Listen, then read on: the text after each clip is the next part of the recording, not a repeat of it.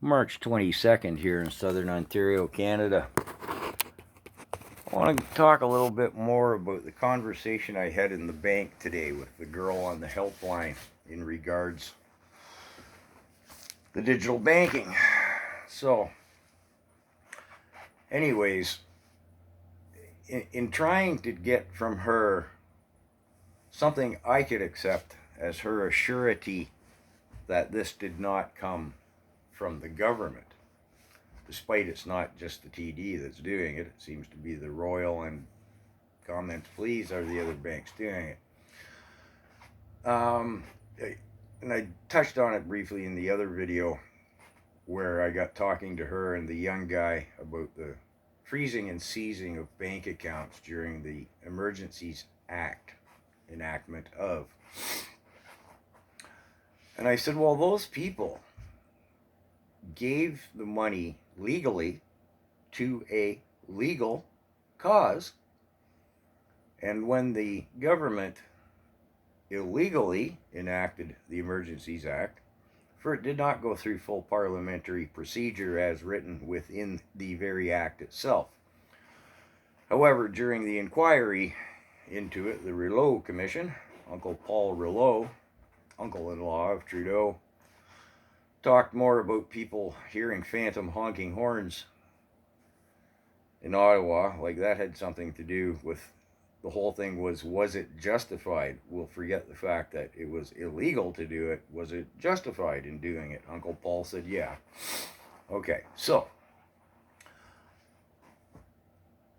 what we have then there is, let's switch this to a pot analogy, marijuana.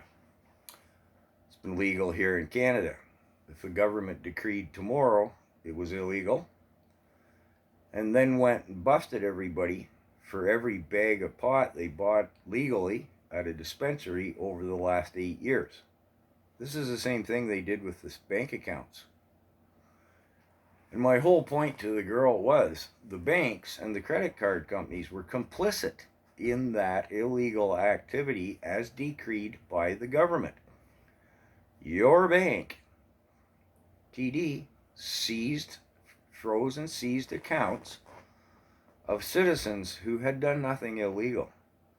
So how can you assure me, unless you can find some documentation that says so, that the government has not decreed that you split your agreement with your customers into this digital stuff? And that's where she went off on the tangent about, well, we've always been able to do it for unpaid taxes, and say blah blah blah. And I was like, ha, that was for illegal activities that were on the books. And on that same note, I'm not the only one to observe or comment on this, but is it not funny that FinTrack could track down every penny and every donor to the Freedom Convoy, including the single mom who gave $20 and her bank account frozen for 2 weeks, and yet they don't know how much money Beijing gave to Trudeau to make sure he kept the crown on.